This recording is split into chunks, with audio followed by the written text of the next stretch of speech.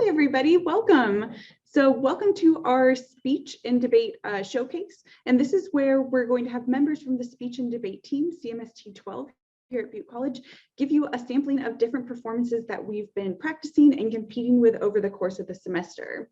Over the last few months, all of these students that you'll see today have built some kind of speech presentation. They've practiced it. They've taken it to different tournaments around the state. Sometimes we travel and sometimes we compete virtually. This semester, we were able to go down to San Diego and fly down there and compete, and then also do a bunch of virtual presentations and tournaments as well. And so now you're going to get a front row seat at some of the things that we've been working on here today. And so if you have any questions about joining the speech and debate team, I'm going to be taking some of those questions afterwards, or you can always write something in the chat and one of our awesome Comm Studies instructors will help respond, as will I, throughout the performances. Otherwise, you can stick around and ask me firsthand. But then without any further delay, I'd like to introduce our first speaker. So our first speaker is Cecelia, and she is a second semester teammate. She competes in Persuasive and also impromptu speaking. Here today, she's going to be showing you an excellent example of a persuasive speech. She's won multiple awards for this. And so let's go ahead and give her a round of applause and welcome Cece.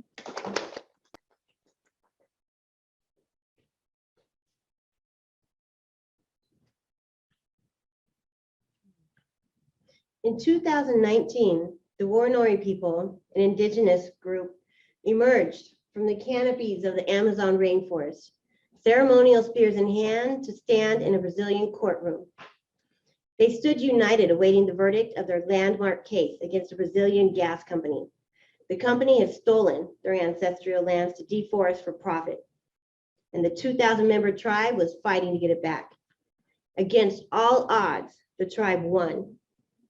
The victory was short, as just weeks later, that very land was set ablaze as part of the explosive 2 million acre fire that wiped out 1/3 of the portion of the Amazon rainforest. And that was likely no coincidence. A little background. In 1988, Brazil wrote into its constitution protections for indigenous lands and its legal guardians. But as Marcio Torres reports in 2020, much of what the government has promised has been delayed for decades. Indigenous persons have been fighting on their own to prevent deforestation and protect their land, defending their sovereignty. Today, I'm going to show you how we are all connected to the health and the well-being of the Amazon rainforest and its indigenous guardians. Because it's also our house that's on fire, and we're in our last moments to save ourselves. First, we're going to look at some of the causes behind this rapid deforestation. Then I'm going to open your eyes to some of the effects. And lastly, unfold some solutions that are already in place that we can put our fuel behind. First, with the first cause. This one is global. Brazil has been rapidly developing and is strategically poised to enter the world stage. Their president, Jair Bolsonaro, who took office in 2019, has also taken the reins in a path to increase profits as quickly and simply as possible by exploiting and selling the country's natural resources.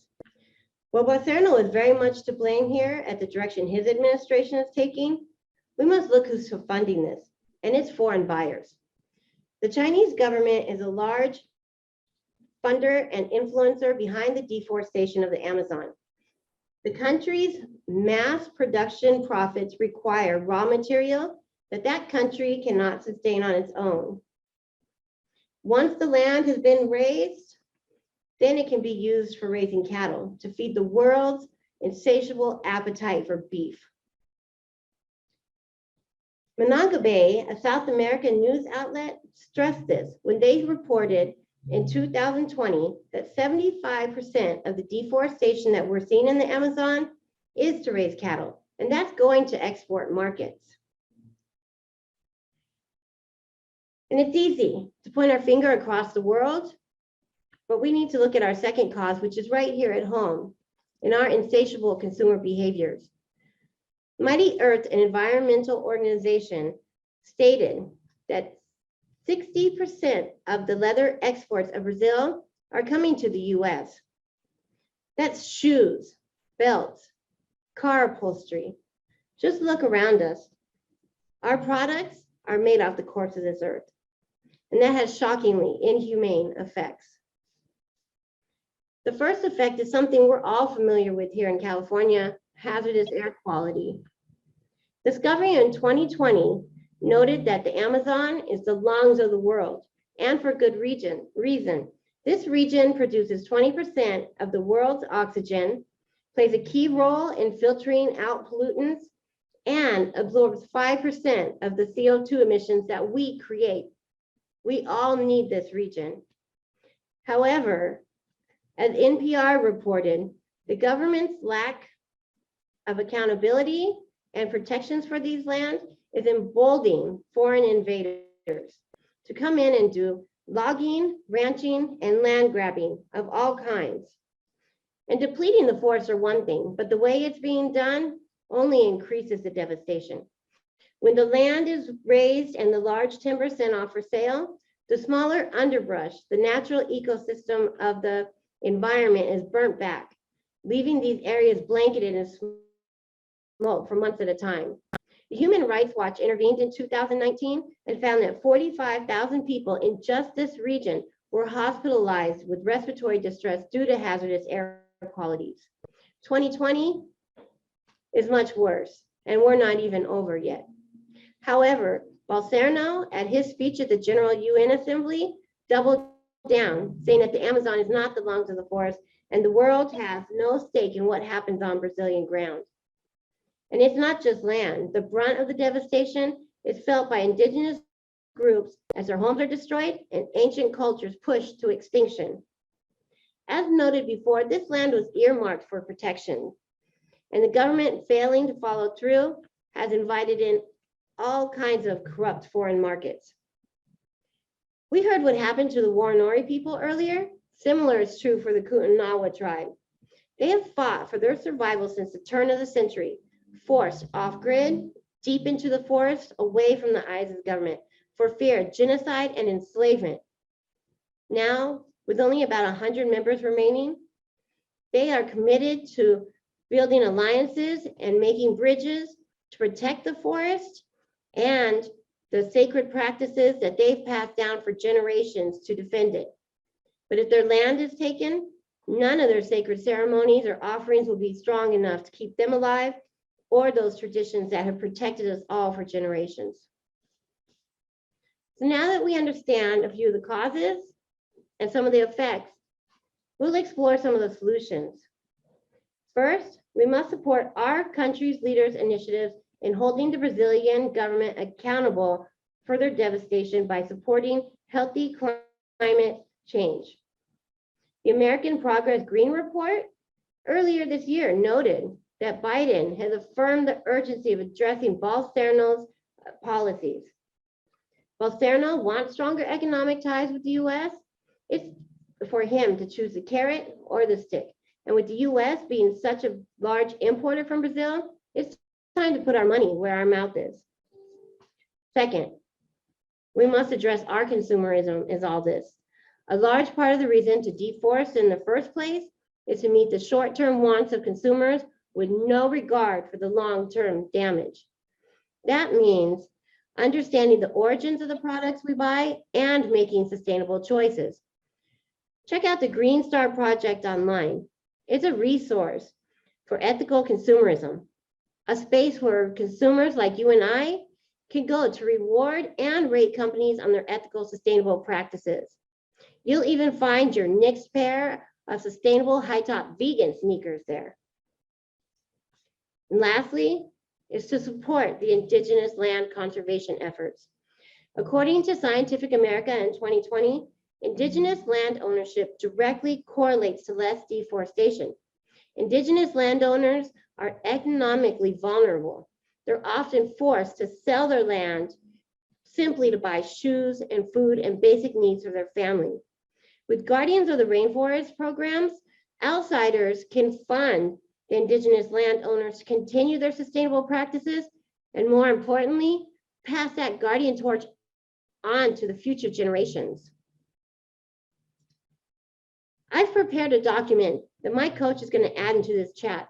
Whether you're watching this speech live or you watch it on a platform later recorded, I will make sure that this document link is in the chat for you to follow up. You'll find the link to petitions to let your government know you care about deforestation. You'll find the link to the Green Star Project.org where you can research your products and leave your reviews. And you'll find the links to where you can protect the Kootenai tribe and their guardian of the Guardian programs. The Amazon needs your voice. It needs all of our voice. Please take a moment to check it out, educate your friends and family, and share across your social media. So in conclusion today, we've explored some of the political and individual choices that are fueling the deforestation of the Amazon and who's profiting. I've shown you the results and consequences are defunct climate policy, hazardous health conditions, and the inhumane treatment of indigenous groups. In September of this year, I had the privilege of sitting with Chief Haru of the Kootenai tribe I've mentioned in sacred ceremony. He's traveling the world to bring awareness to these issues and raise support. He said to us, as I've traveled, I've seen our Mother Earth, and she is fine. She's thriving. In 3,000 years, she will be rewilding, recuperating without humans. Because if we continue as we are, we're the ones who won't be here.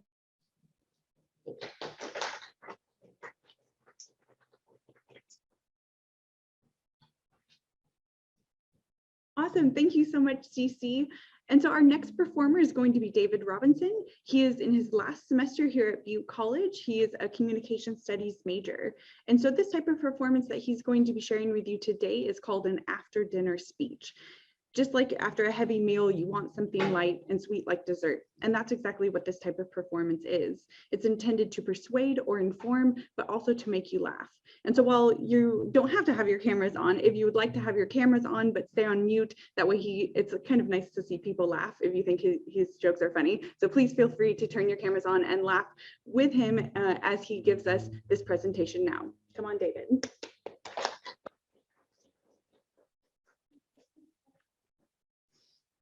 So a few weeks ago, I took my girlfriend out to the county fair. It was great. Freaky rides, cage animals, and the best food you could get from a convict. For me, it's all about the cotton candy. So as I walk around my 2-foot-tall bundle of spun sugar, I saw a huge selection of tables for a dedicated job fair. It was a pretty standard place, but then I noticed something odd. Right there, between the booths for Home Solar and Enterprise Rentals, I saw the cops. Not on duty, but pitching jobs. In fact, there were 5 different agencies all at the same fair. Turns out they're all desperate for new recruits. One of the booths held a copy of a New York Times from June of this year with an article titled, "Why Police Are Quitting in Droves."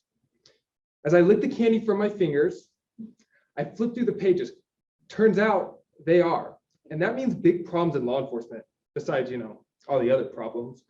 Curious, sticky, and needing a job, I took the bait. Bite.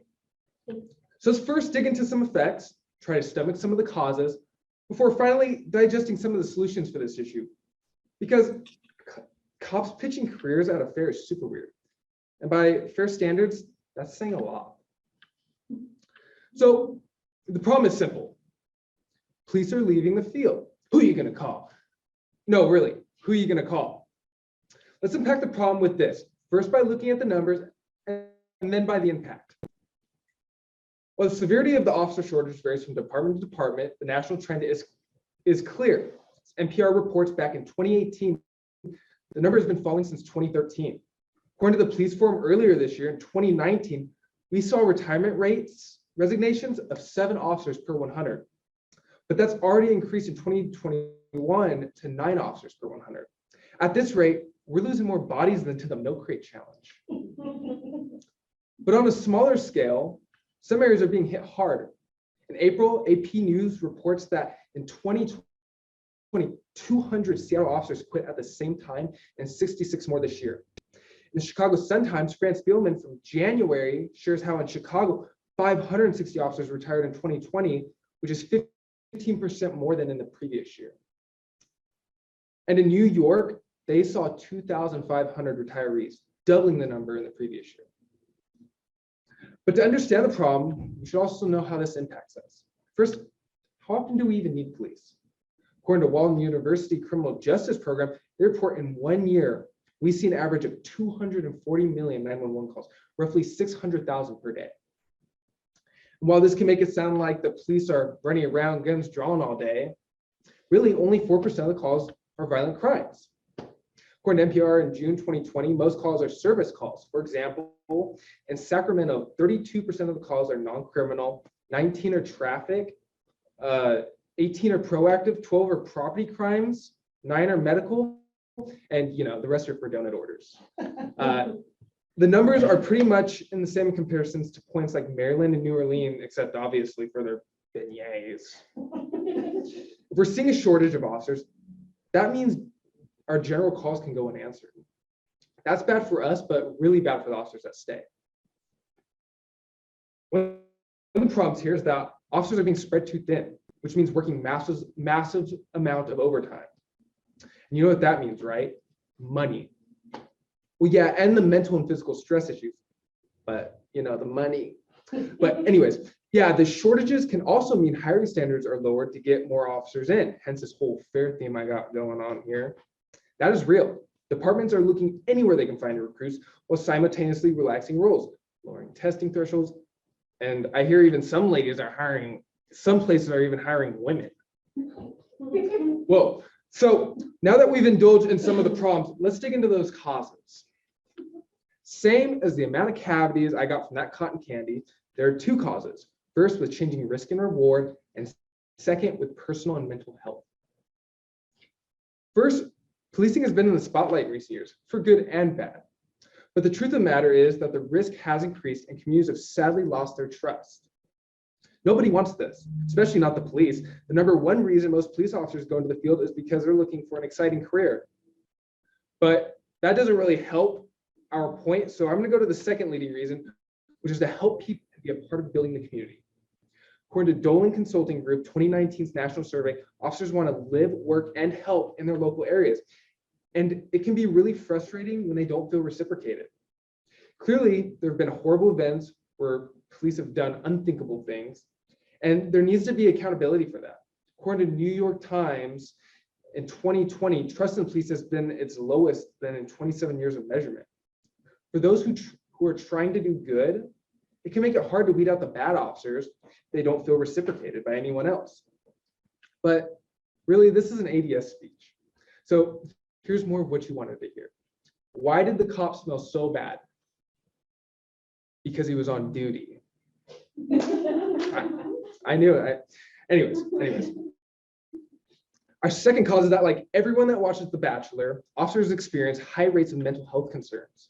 Letitia Beckham for the Washington Post earlier this year shares that this is especially true of officers of color.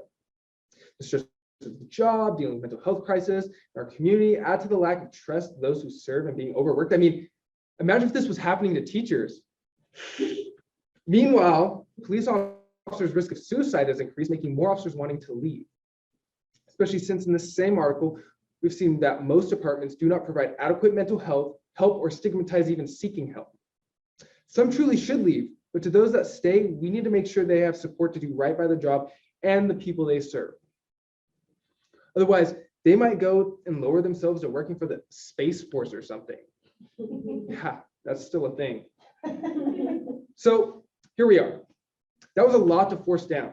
So let's see how this sits with some solutions. First, we should take some burden off police, especially with issues they aren't trained for. This isn't Squid Games. They don't get 6 tries. Several offices around the country have been adopting co-responder models. Local news reports from Colorado, Arizona, and even Oklahoma are all sharing in recent months about the new policing mental health collaboration programs they are initiating. And if Oklahoma beats it to it, it's got to be modern policing or meth. In these programs, dedicated mental health specialists, often social workers, can join officers to mental health related calls, work 911 lines, and even proactively set up connections in the community. This bridges the gap of knowledge that the community needs most, helping limit risk of officers and the community. Next, There needs to be more community building between civilians and police. The Department of Justice outlined a plan in 2015 about the President's Task Force on 21st Century Policing, made in combination with community leaders from around the country. They've decided there's the top 5 most important recommendations for this are: 1, acknowledge and discuss community challenges; 2, be transparent and accountable; 3, take steps to reduce bias and improve cultural competency; 4, maintain focus of collaboration and being visible in the community; and number 5, promote internal diversity and professional growth opportunities. Push your local areas to disclose how they're meeting these markers. You can bring this up in a city council meeting, send it to your local representative, or even just bring it up to a cop. Communicating goes both ways. Unless you're my girlfriend and you're hungry, then it was my fault and I should have known. Cops' biggest issues is the risk of life with little to no reward. So if people understood the issues in the police force, it could be less tense and more rewarding for the service they provide. So today, we've chowed down on the sticky problem of why police are quitting in droves and showing up at our local fair. Through the problems, causes, some solutions, we can hopefully chip away at the one issue. It's important for the health and safety of officers and the community. And it stops the police from turning into your local Taco Bell, just taking anyone that shows up. So I hope the next time we check out our local fair, the weirdest thing is the sideshow and the food stand, and not your local police trying to bribe you with a new career. Thank you.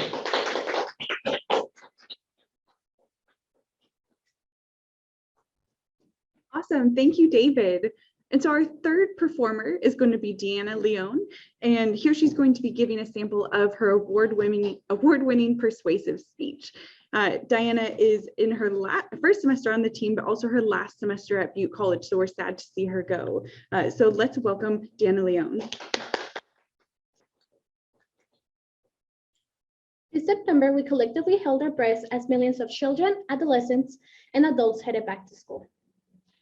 For many, this was the first time on campus since the COVID-19 pandemic began back in March 2020.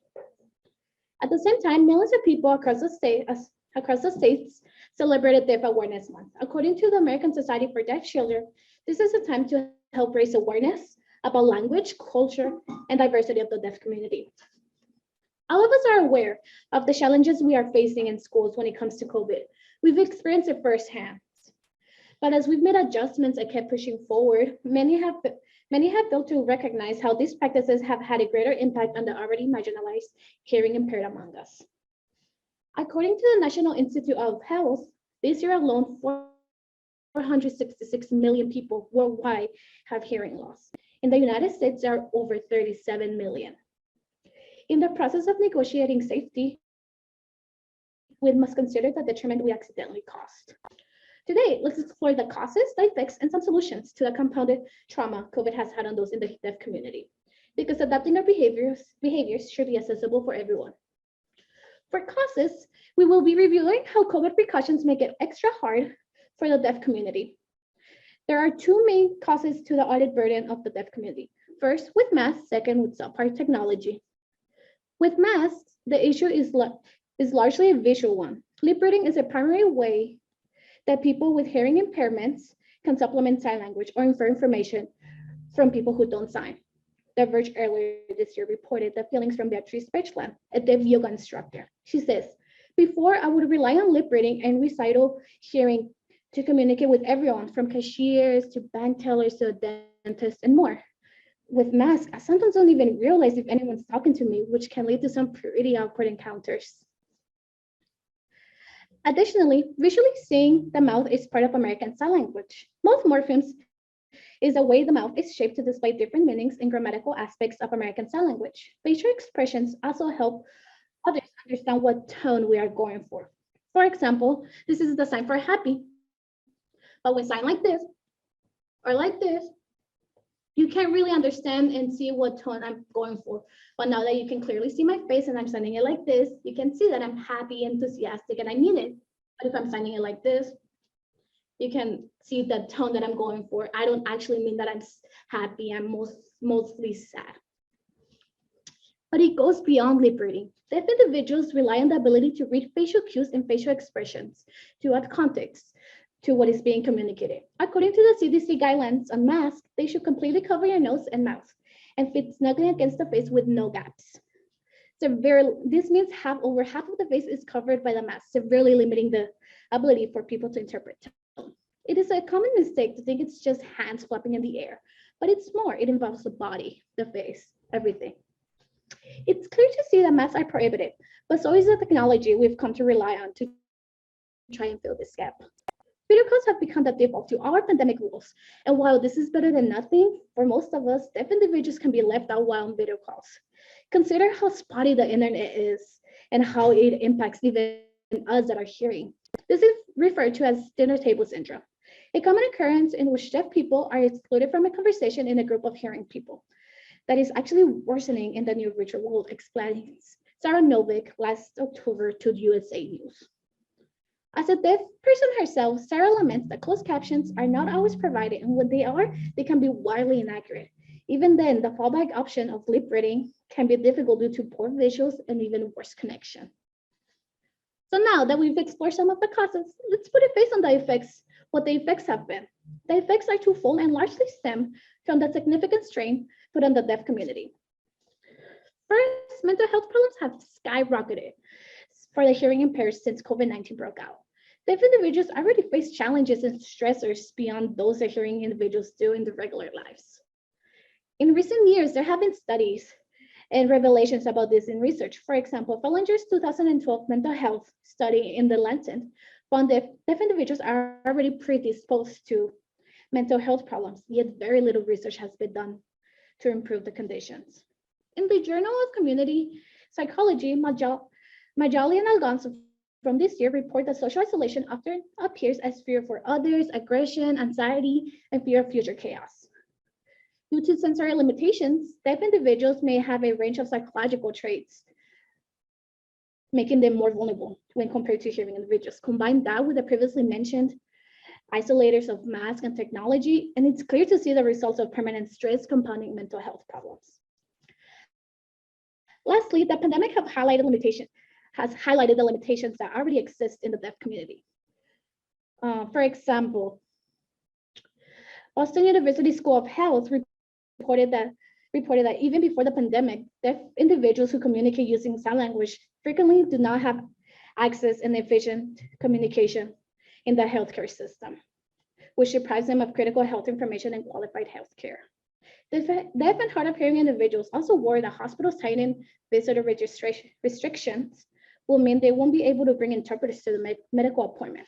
Even the live White House COVID briefings didn't include interpreters for the first 9 months of the pandemic, reports garnered in 2021. And that is just now being settled in a lawsuit held by the National Association for the Deaf against the Trump administration.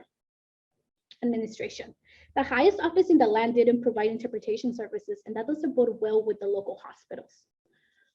Now that we've expressed the harm being done, let's interpret some solutions. Why a herd immunity and a safer, healthier community could alleviate most of these problems.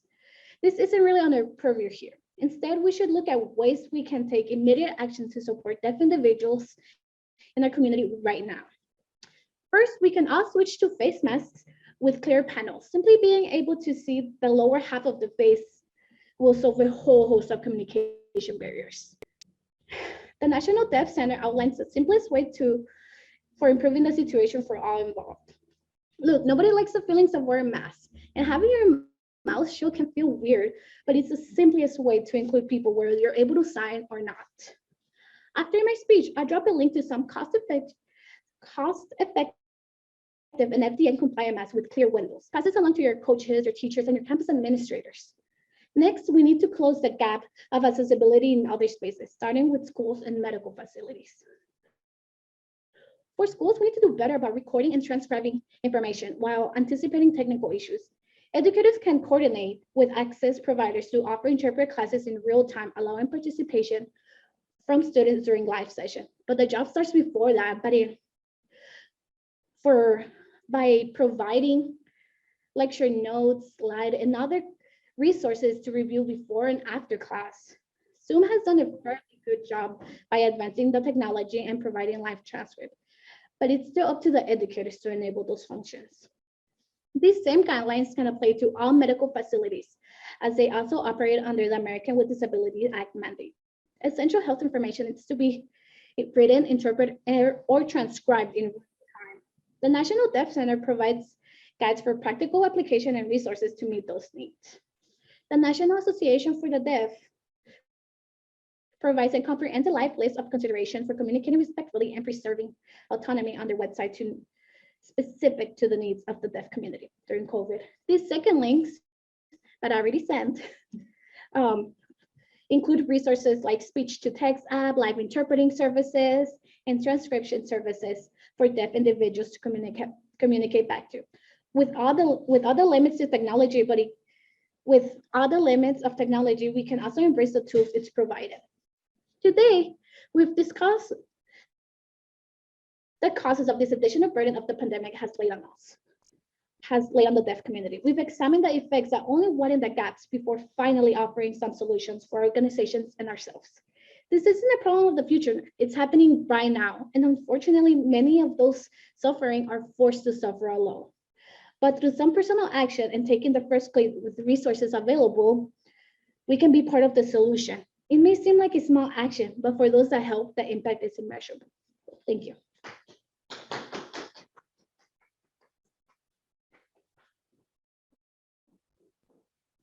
Awesome, thank you, Deanna. And so our last performer tonight is Carly Jarvis. Carly's in her third semester on the team, and yes, you can compete on the team multiple semesters in a row, which is great as you kind of build your competitive repertoire. And so Carly has traditionally competed in something called oral interpretation of literature, which is kind of like a dramatic performance where you take things that are already written, kind of shift them and make them your own, and then perform them closer to acting than anything else.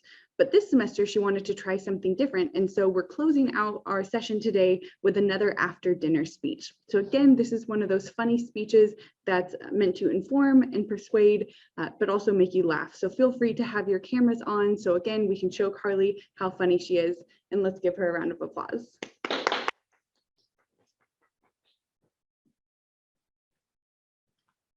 During COVID, I did a really good job of staying inside. But after a while, I just needed to get outside. I mean, I'm nature-y. I own boots. I definitely like to drink outside. So I headed off this summer to tour the national parks.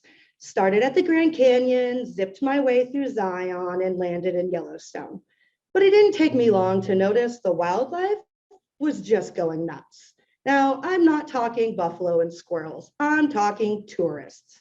The fanny pack wearing, iPhone holding Kens and Karens running around like a pack of wild hyenas. Now, if you're like R. Kelly, you like to see people answer nature's call, but this was different.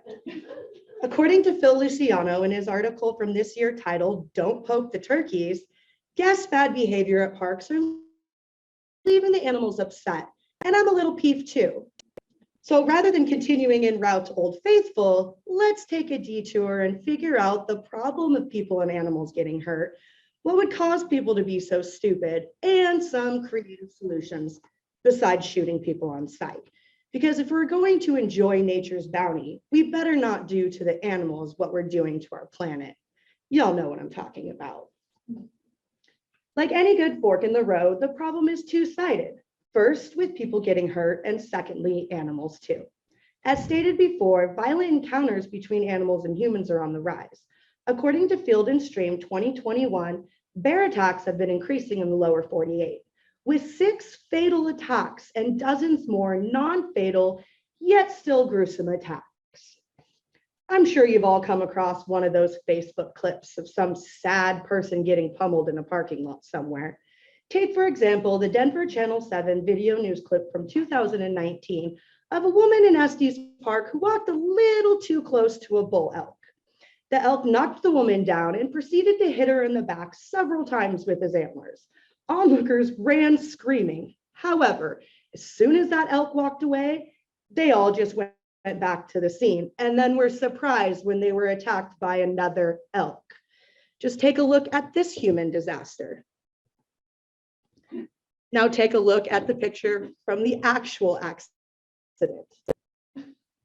Yes, both tragic. There are so many instances of humans not using their brains, but we don't have time for all of that. So to list a few, kind of like the funniest home videos, honorable mentions, there's the time in Big Sky, Montana, where a biker scared a bear and then the bear tried to eat the biker. The time in Utah where a guy tried to video two really cute little baby cougar cubs. That is until the mama cougar tried to eat the man. And then the time when the toddler tried to pick a fight with a pack of wild macaque monkeys. That one ended sadder than Old Yeller. No, ask your mom, she can explain it to you. There are also dangers in disease transmission. Zoonotic diseases, according to Merriam-Webster, are infectious diseases that are transmissible between animals and humans. According to Veterinary Practice News 2020, 3 out of every 4 new infectious diseases in people come from animals. Now, I might be a comm study major, but I know that math is bad, which brings us to the second part of the problem, hazards to animals. When humans intervene with animals, the result is often tragic for the animal. In the 2021 BBC article titled, "Do Animals Suffer from Post-Traumatic Stress Disorder?" The short answer is, well, duh. These findings add to a growing body of evidence suggesting that PTSD is part of an ancient evolved response to danger, making them more violent over time. Kind of like video games or the Real Housewives of Orange County, take your pick. The other part of the problem to animals is that if they respond in any way that is seen as violent, they get killed. Mary Roach, author of the 2021 book Fuzz, reveals its simple logic here. If they attack once, they will attack again. And simply moving the animal comes with its own liabilities. So, and that's just simply not fair to the animals. Free shots, woohoo! No, not fair. Now that we've toured the problem, let's zoom in on the causes. And guess what? It's people. When we did it in 3 specific ways. First, we're not used to animals as we once were. The main way people these days engage with animals is either with their pets or the Animal Planet. According to Statista 2021, favorite source of all platformers, 4 out of 5 or 80% of people live in an urban setting, compared to say 50 years ago when that number was closer to half. It's not like in my grandpappy's day when he'd spend all morning milking the cows, feeding the goats, and then being first in line to jam his hand up old Bessie for semen implanting, and then spending the rest of the afternoon with the sheep. Yeah, they really knew their way around animals back then. Modern folks have to go to zoos or parks to learn about animals. And even then, only 12% of people actually go to learn. Only 27% of people read the signs, and 82% are just there to pay their respects to Harambe. Much love, man. We miss you. Our second cause is that people want to show their control over animals. Our human exceptionalism. We're top of the food chain, right? Well, if you believe that, definitely don't read the 2020 Smithsonian Magazine article titled, "Where do humans really rank on the food chain?" Because it's not the top. So much of our social and cultural identity derives from the power we perceive we have. Man versus beast. And what better way to exert our control than to really get up in the mix? People want to go to animal experiences where they can, experience the animal. Hello, Tiger King did not get all that meth money out of thin air. People actually gave him that money. And really, Netflix, another season? No, thank you. And lastly, the third cause, our animal hubris, specifically when it comes to obeying the rules. We view the rules as applying to everybody but ourselves. Dr. Stephanie Smith, a Colorado-based psychologist, uses the example, everybody needs to obey the speed limit, except for me when I'm running late for work. I know I shouldn't poke the bear, but I just can't help myself. Add to that the pressure to get the picture perfect animal selfie, and you have a recipe for disaster. Kind of like this dude. Yeah, disastrous. Whew.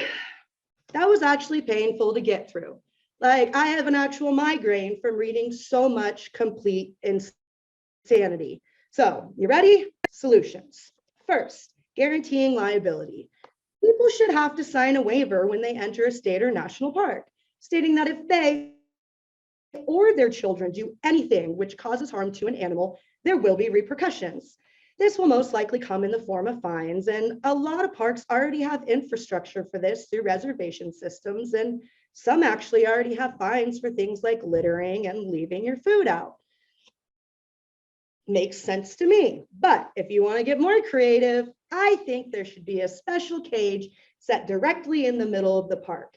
If you do anything which causes harm to an animal, physically harming them or just pissing them off, you'll be subject to cage confinement with the duration depending on the severity of your obscene offense. Ruffle a duck's feather, 1 hour. Charge a moose, 2 hours. Poke a bear, you fucking sicko. But since Joe Biden kind of has the run on cages these days, I have another idea. Your punishment should follow federal and state animal cruelty laws. California PC 597 clearly states that it is a crime to maliciously maim, kill, harm, and or torture an animal. And you could spend up to 3 years in prison for violating this law. I mean, come on, people. This just seems like common sense. So today, we've journeyed through the troubled territory of people messing with animals in the wild. From the problem, the cause, people, definitely people, and some creative solutions. We've seen that we can't just keep letting this happen. Sure, it's fun to mock on social media, and the cringe factor is a great way to make yourself feel superior, but it's just not worth the risk to the animals. Okay, or people too. So next time you find yourself in the great wide open, do us all a favor and stay in your own lane.